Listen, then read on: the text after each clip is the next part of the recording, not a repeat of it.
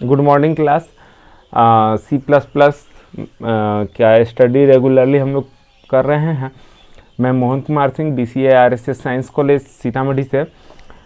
तो इसमें हम लोगों ने कल के लेक्चर में हम लोगों ने पॉइंटर्स को देखा था। अब मतलब कि नॉर्मल पॉइंटर्स को देखा था। अब हम लोग देखते हैं कि किसी ऑब्जेक्ट का हम पॉइंटर्स कैसे बना सकते हैं। अगर ऑब्जेक्ट का पॉइंटर बनाते हैं तो उसे कैसे हम यूज करेंगे, इसको हम लोग देखेंगे। क्या कहता है, देखिए, pointer can point to user defined object as well, है ना। मतलब कि जैसे नॉर्मल वेरिएबल्स को पॉइंटर पॉइंट करता है, उसी तरीके से यूजर डिफाइंड ऑब्जेक्ट को भी ये पॉइंट कर सकता है। If we would like to define a pointer to an object of a class, किसी क्लास के ऑब्जेक्ट को यदि एज ए पॉइंटर हम डिफाइन करते हैं, जैसे क्लास का नेम हमारा इम्प्लाई है, we would use the following statement. यानी इम्प्लाई क्लास का यदि हम पॉइंटर ऑब्जेक्ट बनाना चाहे तो इस तरीके से हम बना सकते हैं। यहाँ PTR के जगह पे OBJ भी हो सकता है। जरूरी नहीं है कि पॉइंटर वेरिएबल है तो PTR ही नाम उसका होगा, कुछ भी नाम हो सकता है। नॉर्मल वेरिएबल्स नेम या ऑब्जेक्ट नेमिंग कन्वेंशन है, उसको फॉलो कीजिए। हेयर PTR इज, देखिए क्या कहता है, here PTR is a pointer. PTR क्या है, एक पॉइंटर है pointing to object of employee class, यानी इम्प्लाई क्लास के ऑब्जेक्ट को ये पॉइंट कर रहा है। To access the member of class through pointer there is a operator in instead of dot operator. अब यहां देखिए इस ऑपरेटर ये कैसा है, एरो के जैसा है, तो इसे एरो ऑपरेटर नहीं बोलते हैं। इसको क्या बोलते हैं, जस्ट अगले लाइन में है, instead of dot operator used which is known as membership access operator. अब जैसे देखिए, अगर किसी क्लास का हम ऑब्जेक्ट बनाते हैं, जैसे नॉर्मल ऑब्जेक्ट बनाते हैं, तो देखिए इस तरीके का OB2 बनाया हमने। तो OB2 से यदि हमें डिस्प्ले को या OB1 से कॉल करना है तो OB1 डॉट डिस्प्ले, तो डॉट ऑपरेटर के बदले में हमें क्या यूज करना है, मेंबरशिप एक्सेस ऑपरेटर, जिसको जो कि एरो की तरह दिखता है, एरो की तरह लिखा जाता है। इसे करना कैसे है, कैसे हम टाइप करेंगे, तो सिंपली माइनस साइन को पहले हमें प्रेस करना है और माइनस के बाद जो एंगुलर ब्रैकेट होता है, एंगुलर ब्रैकेट कीबोर्ड में होता है, उसको प्रेस कर दीजिए तो इस तरह का सिंबल हमारा बन जाता है। और इस ऑपरेटर का हम इस्तेमाल करेंगे क्लास के मेंबर को एक्सेस करने के लिए यूजिंग द पॉइंटर ऑब्जेक्ट। ये कहता है the above statement access member function display. Member function display को एक्सेस कर रहा है ऑफ द इम्प्लाई क्लास के थ्रू द पॉइंटर PTR का। फिर आगे क्या कहता है, चलिए पहले इसका हम लोग जो अभी इतना हम लोगों ने पढ़ा, इससे ऊपर पढ़ा, इसका हम लोग एक एग्जाम्पल देख ले। इसको एग्जाम्पल को आप रन कराइएगा, बिल्कुल रन करेगा।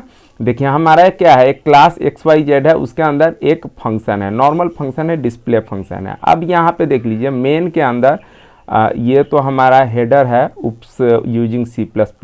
तो मेन यहाँ से हमारा स्टार्ट हुआ है और उसके बाद क्लियर स्क्रीन है और XYZ क्लास का OB1 नाम का हम एक पॉइंटर बनाते हैं। अब इस पॉइंटर से यदि डिस्प्ले फंक्शन को, बहुत आसान है, डिस्प्ले फंक्शन को यदि हमें कॉल करना है तो इसके लिए OB1 और फिर माइनस के साथ एंगुलर ब्रैकेट दीजिएगा तो ये एरो वाला मेंबरशिप एक्सेस ऑपरेटर बन जाता है और डिस्प्ले फंक्शन को हम यहाँ से कॉल कर लेते हैं। तो ठीक है, ये आपको समझ में आ गया होगा पॉइंटर्स टू ऑब्जेक्ट। अब एक छोटा सा सब टॉपिक है, ऑल्सो एवरी ऑब्जेक्ट क्रिएटेड, जो भी ऑब्जेक्ट क्रिएट होता है हैज ए यूनिक पॉइंटर, उसके पास एक यूनिक पॉइंटर होता है। मतलब कोई भी नॉर्मल ऑब्जेक्ट भी हम यदि बनाते हैं, OB1 या OB2 नीचे के प्रोग्राम में है, तो इसके पास ऑलरेडी एक पॉइंटर होता है, बाय डिफॉल्ट पॉइंटर होता है।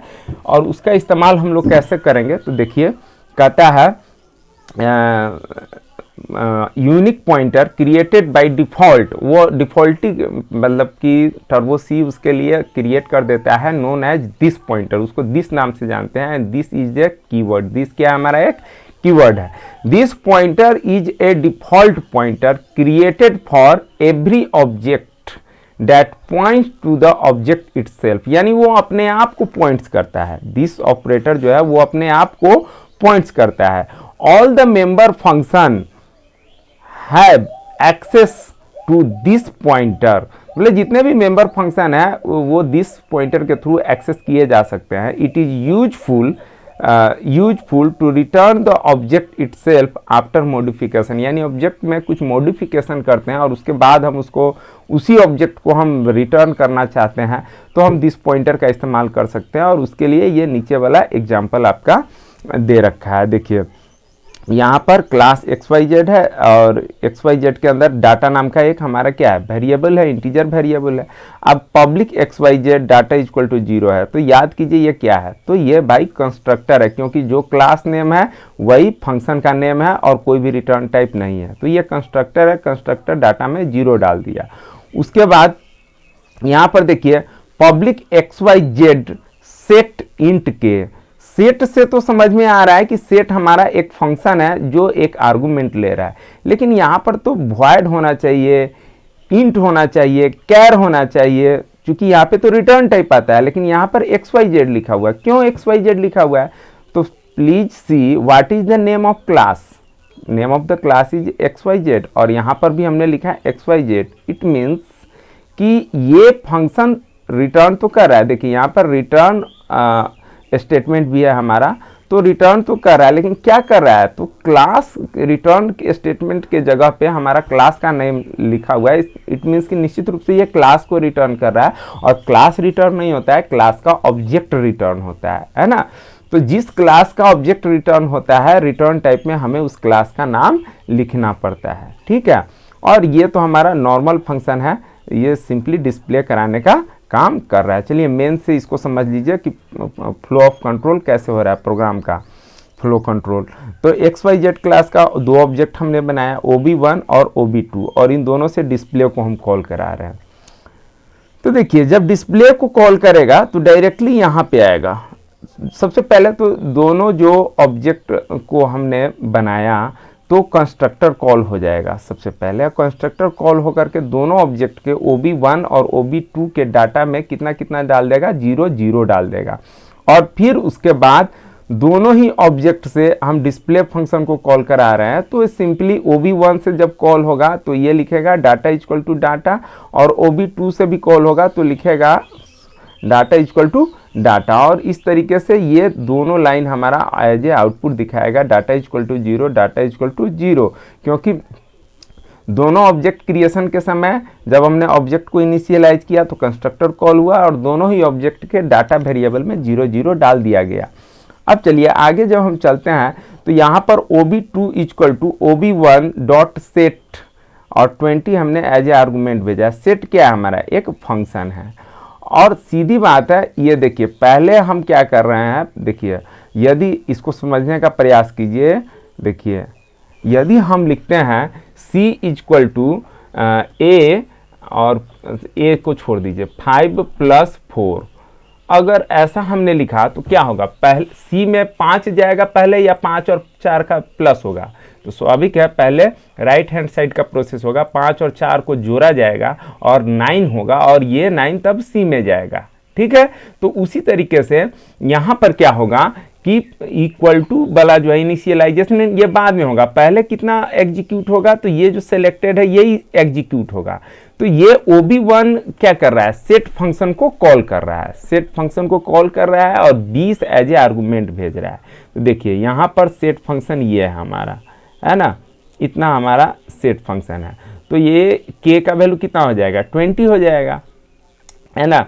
और 20 आया तो 20 किस में चला गया, 20 डाटा में चला गया, लेकिन किसके डाटा में गया, तो कॉल कौन किया था, OB1, तो OB1 के डाटा वेरिएबल में कितना चला गया, 0 के जगह पे अब 20 हो गया, है ना। और OB1 जब अपने, तो यहाँ पर देखिए क्या हो रहा है, ऑब्जेक्ट को हम मॉडिफाई कर रहे हैं, है ना, ऑब्जेक्ट के वेरिएबल्स को मॉडिफाई कर रहे हैं। इट मीन्स ऑब्जेक्ट को ही हम मॉडिफाई कर रहे हैं, और जब उसके डाटा में OB1 के डाटा में वेरिएबल में हमारा 20 चला गया, k का वैल्यू चला गया, तो उसको हम रिटर्न करते हैं। और रिटर्न करने के लिए डायरेक्टली हम, अब चूंकि यहाँ पर ये इसको कॉल अभी कौन किया, OB1 किया है, तो रिटर्न दिस, और दिस हमारा क्या है, पॉइंटर है ना, जो कि ऊपर अभी हमने थ्योरी में पढ़ा कि हर ऑब्जेक्ट के पास एक डिफ़ॉल्ट दिस नाम का पॉइंटर होता है। दिस हमारा एक कीवर्ड है, तो ये यहाँ से OB1 रिटर्न हुआ, और चूंकि ऑब्जेक्ट रिटर्न हो रहा है तो सो डैट यहाँ पे क्लास नेम होना चाहिए। और कौन सा क्लास नेम, तो जिस क्लास का ऑब्जेक्ट रिटर्न हो रहा है वही क्लास का क्लास नेम। अब यहाँ से रिटर्न होकर के OB1 नए रूप में आएगा और OB1 किस में चला जाएगा, OB2 में चला जाएगा। यानी अब OB1 के डाटा में यदि 20 है तो OB2 के भी डाटा में अब क्या हो जाएगा, 20 हो जाएगा, क्योंकि हमने OB2 = OB1 कर दिया है। अब यहाँ पे कुछ नहीं है, यहाँ पे सिंपली हमने लिखा है सी आउट में to see this operation action press any key. कोई भी आपको की प्रेस करना है, ये है ना, ये आपको प्रेस करने के लिए कहेगा और उसके बाद ये रुका रहेगा, स्क्रीन आपका रुका रहेगा। तो क्यों रुका रहेगा, क्योंकि यहाँ पे गेट ch का हमने इस्तेमाल किया है। ये सिंपल लॉजिक है, गेट ch के लिए आपका रुका रहेगा। जो भी आप की प्रेस कीजिएगा तो गेट ch ले लेगा और फिर कंट्रोल यहाँ पे चलाएगा। ठीक है, ऐसा नहीं है कि गेट ch जो है किसी प्रोग्राम का लास्ट लाइन होता है, बीच में भी हम गेट ch का इस्तेमाल कर सकते हैं स्क्रीन को होल्ड करने के लिए, है ना। और जब कंट्रोल हमारा यहाँ आएगा तो ये OB2 से अब डिस्प्ले को कॉल कराएंगे। तो OB2 से जब डिस्प्ले को कॉल कराएंगे तो यहाँ पर फिर डाटा = डाटा का वैल्यू देगा। तो अब OB2 के डाटा में कितना चला गया है, 20 चला गया है, क्योंकि OB2 = OB1 हमने किया है यहाँ से, है ना। और इस तरीके से हमारा देगा डाटा = 20। ठीक है, तो आपको समझ में आ गया होगा ये प्रोग्राम निश्चित रूप से। एक बार मैं आपको इससे फर्दर जो प्रीवियस क्लास में मैंने आपको कुछ पॉइंटर को समझाया था उसको फिर से समझाने का प्रयास करता हूँ। जैसे देखिए हम लिखते हैं, क्योंकि पॉइंटर आपका पीछा इनहेरिटेंस तक नहीं छोड़ेगा, तो इसलिए इसको समझना ज़रूरी है।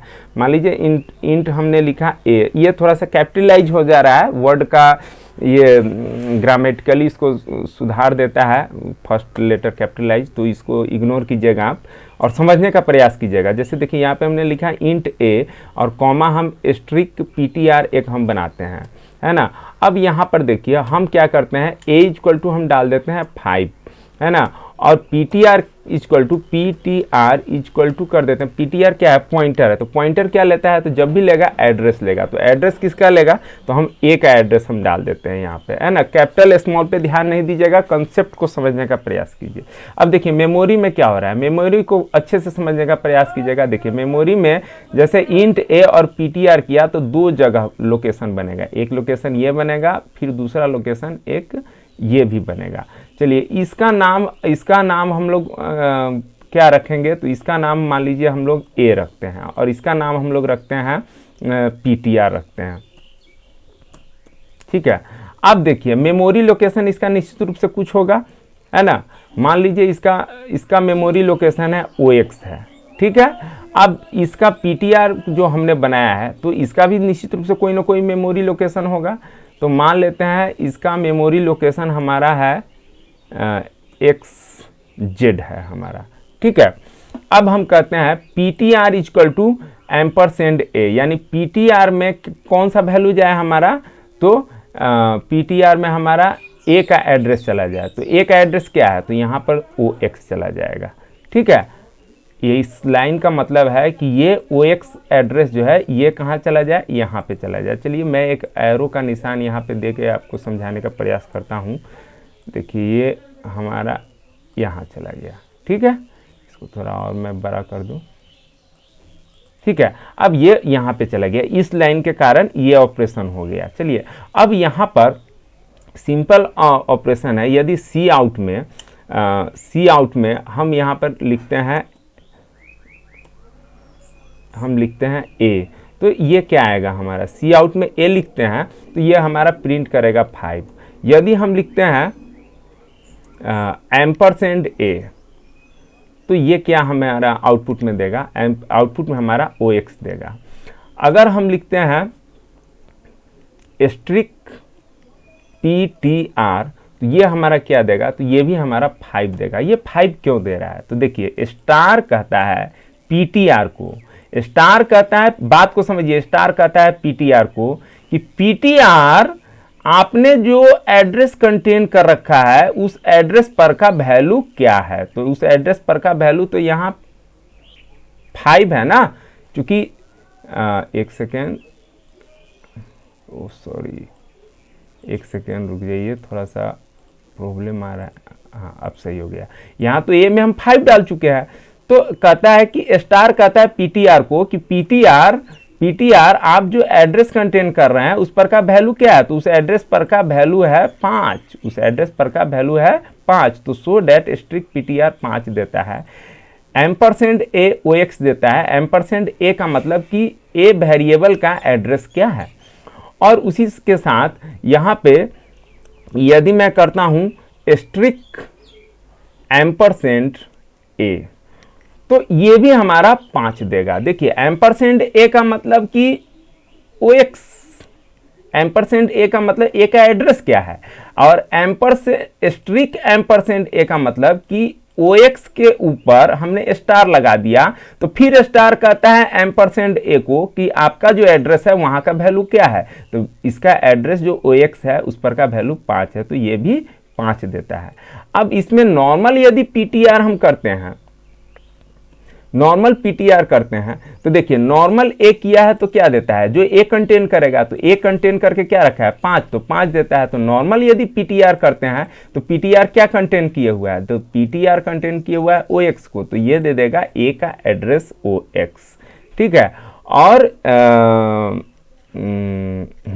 और यहाँ पर एक बात और, यदि यहाँ पर हम एम्परसेंड पीटीआर लिखते हैं तो एम्परसेंड क्या देता है, एड्रेस देता है, तो किसका एड्रेस देगा, तो पीटीआर का एड्रेस देगा। तो पीटीआर का एड्रेस क्या है, पीटीआर का एड्रेस है XZ, तो ये दे देगा XZ। अब कल जो मैंने पॉइंटर का कंसेप्ट आपको बताने का प्रयास किया था वो इससे क्लियर हो गया होगा। इस वीडियो को 2 बार 3 बार देखिए, आपको पॉइंटर बहुत अच्छे तरीके से समझ में आ जाएगा।